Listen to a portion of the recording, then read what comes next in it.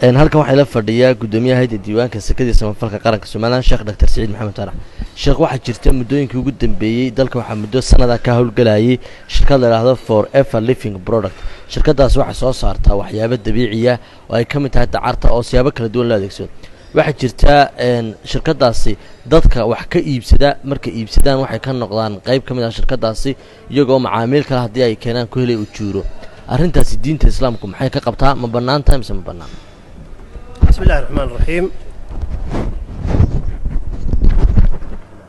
بسم الله الرحمن الرحيم. الحمد لله رب العالمين وبه نستعين على أمور الدنيا والدين وصلى الله وسلم وبارك على نبينا محمد وعلى آله وأصحابه أجمعين. لقمان هذا رضيق بلشتي في وان السلامية أدبه مهتسنتهين سواشينا أدان سواشا كسور دوادو كصاب سن كمبنيجن أتشكتيب فوريفر laba qaybood baan ayaan jawaabteeda u kala qaybinayaa. qaybi waxa weeyaan khibradda gaarka ah waan u leeyahay company-gan ama barnaamijkan. qaybta labaadna shariicada islaamka ama diintu maxay ka qabtaa? shariicada islaamka in waafajinayna marka ma la socotaa mise way ka soo horjeedaa shariicada. tan ku saabsan marka ugu horeysa khibrad ahaan dad badan oo familiga ama qoyska ama saxaabtayda ayaa company-gan xiriir la lahaa. waxay ugu lahaayeen wax kala maahay waxay isticmaali jireen alaabtan company-gu leeyahay. aniga laftarkayga alaabtan waxbaan ka isticmaalay hadday tahay baashan kilada deodoranta, hadday tahay cadayga lagu cadaydo, hadday tahay malabkooda, hadday tahay sharoobo la cabo oo lafaha adkaysa, hadday tahay tu kale oo akramakumullah caloosha socodsiisa ama caloosha maaragtay qofka bini'aadamka nadiifisa. product ilaa 7-8 ayaan ka isticmaalay. dabeetana dubi anigoo maraya baan haddana nasiib u yeeshay company-gii baan isiri balad amaba ay waxaa soo dadii barnaamijkan ay isticmaalayaan qaabkan suuq gelinta tan iyo waxan bal company-ga tagoo soo warayso oo bal arrinta ka daba tag. anigu company-ga waan tegay safarka anigu dubi dana kale u leh waan company-gii waan tegay ninka meesha haysta ee manager-ka company-ga oo dhan ee qaybtan Middle East ama Sharqul Awsat ka mas'uul oo nin Tunisia oo nin fiican ah ayaa la kulmay. ninkii baan ka waraystay sidaa wax u iibisaan, sidaa wax u samaysaan, suuq gelinta sidaa u samaysaan, maadadiinu maxay tahay. intaasaan oo taanu barnaamijyaan soo ogaaday. dadna waxaan soo ogaaday markaan shuruudihii suuq gelinta shariicada islaamku ay dhigtay in sidii xalaal uga dhigto ilaa 7 shardi. 7 shardi baan arkay oon si yani practical waxaan u arkay inay company-gani uu waafaqsan yahay shuruudaha loogu talagalay in yani shariicada islaamku ay fasaxday. horta marka ugu horeysa waxaan beec la yiraahdaa waxa la yiraahdo mucaamalaadka waxa asal u ah inay xalaal tahay. wax shariicada ama nasigu inaga horkeena mooyaane si guud wixii mucaamalaadki waa xalaal. ilaahay wuxuu yiri Allahu al-bay'a wa harrama ar-riba. waxaan jeclaynaa si fiican ba yani waqti hadii sidoo si fiican kugu sharxo. ilaahay wuxuu xalaaleeyay bay'a waxaanu naga xaraantinimeeyay ribada iyo noocyadeeda oo dhan. company-gani wuxuu iibinayaa alaabtaasi horta waa alaab xalaal ah. xalaal bay tahayo majliska ama fadhiga islaamiga ah ee cuntooyinka Mareykan ku yaala ayaa laga haystaa certificate in maadooyinkan dacarta laga sameeyay ku jira ilaa 200 oo alaabtoodu ilaa 200 oo nooc kala gedisan. 200 ee nooc inaanay hal shay oo xaraani aanay ku jirin ayaa cad. warqadaas certificate-ka waa la hayaa. marka waa xalaal. tan labaad waa muntaj ama waa product ama waa alaab fiican oo qurux badan oo waa doctor oo adduunku wixii USA ama Mareykan lagu sameeyo ugu quality fiican. Mareykan baa lagu sameeyo alaabtan alaab meel kale ama China ama meel kale laga soo qaaday maaha. waa Mareykan lagu sameeyay qish male tuuganimo male maxay ahayd ka isla wareegsi male dulmi male. wuxuu waa wax waadixa oo alaab la kala iibsanayo hadcad la kala qaadanayo weeyaan. waxa wax laga qaadanaya ama macaashka la qaadanaya waxa weeyaan waa faa'iido oo qofka banaadamka ku helayo juhdi dadaal soo jeed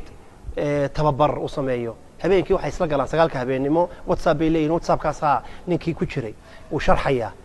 kadib faa'iidadaas ay leedahay tan kan ay leedahay kan sidan u iibiya kan sidan sameeya marka uu safraya qofkii marka Luqmaano wuxuu wax ku helayaa waa juhdi iyo dadaal iyo waqti iyo maskaxdiisu uu meeray oo meesha u galiyay.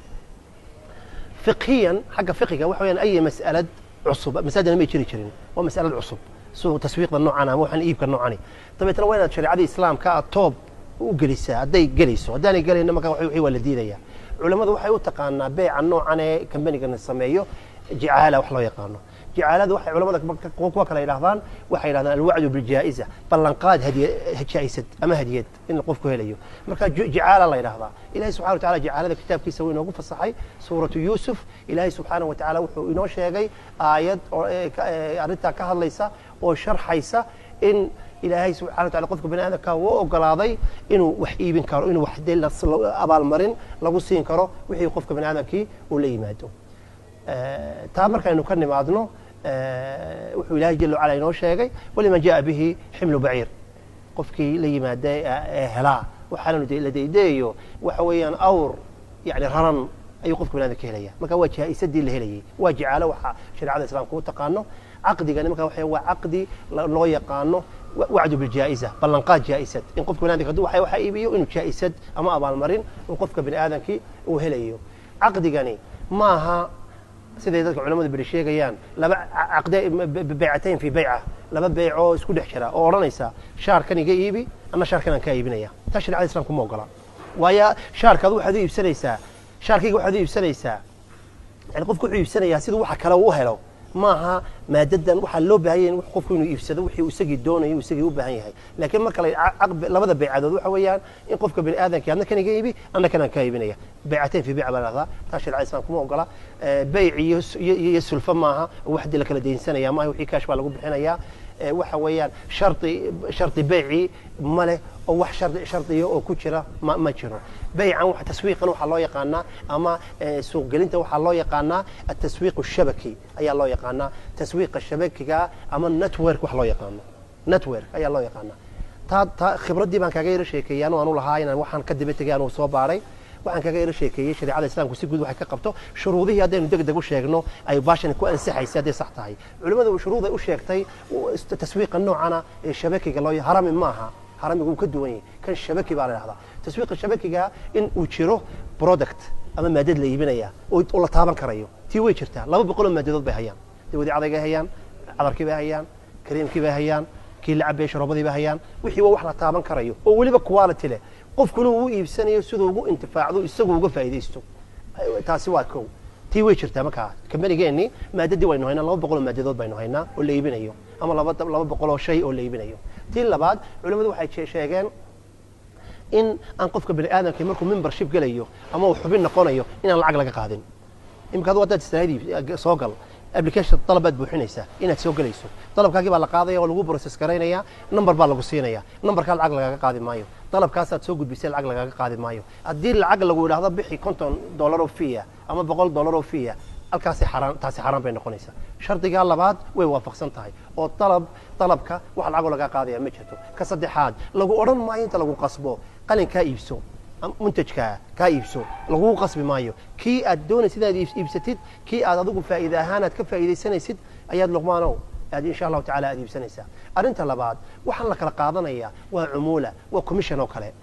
waxa la isku haystaa commission kaas banaayim sama banaana commission kaas uu banaayaho qofka bini aadamka ee dad keenay dadkaas uu keenay wixii ay iibiyeen ayuu commission ku yeelanay dadkii isagii baa tacabkiisii galiyay isagii baa u sharxaya isagii baa ka warhaya ta kale commission kan uu qaadanaya ku furan oo 300 qof oo keenay maaha 3 generation oo kaliya 3 talaabo oo kaliya ayuu wax ku qaadanaya maxaa laga wadaa ka tobnaad uu keenay ma bagaari karo وسكينة تطبخ سيكاني وحين قفك ما كنترولي كرايو ظلم بين نقولي سما كان كوا وحكا قاطو لكن صدح من جروب أما صدح من جنريشن وصدح وكنترولي كرايو هبين كي تلفون يسود ليان واتساب كوضع ليان فيسبوك كوضع ليان واتساب كي سوق ليان وصدح جروب وطلبي يتصالي هي عليس كي يشودي وقرينيو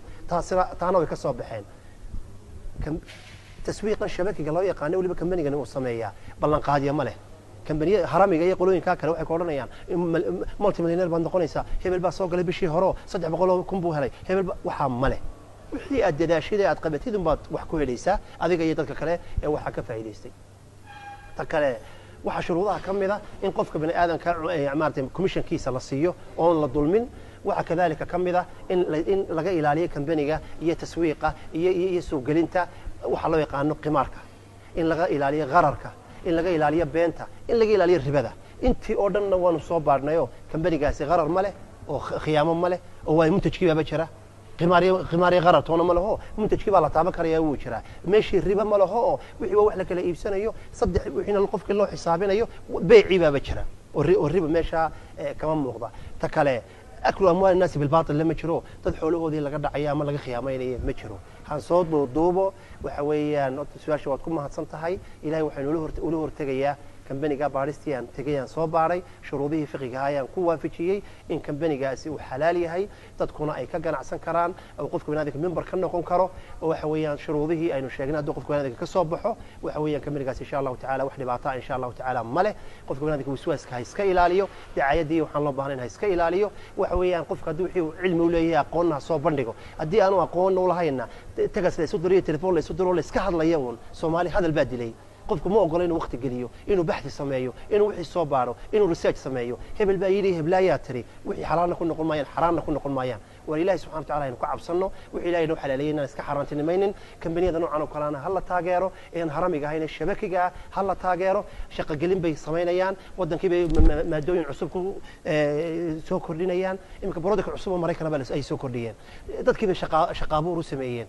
waxa weeyaan qolooyinkii wax keenay baa faa'iido ku helay ummadii waa شغل مخايدها فديدا شقة أبور بمشي يمد وحنا سوكين الدولة دير جلسوا شعبكم دير جليو حي دعاية دقيقة وحن رخيص كأي بلا معناه يعني نسكيل على إنه ولاية سبحانه وتعالى كعب صنينا إلى خير كاينا وافق شيء دم بيجي كوال كيف الله دافو كم بني جاية كشقيني أنا خير بدون بنقول رجينيا وأنا نسود عينيا هذا ولا أديات بعض ما تنتهي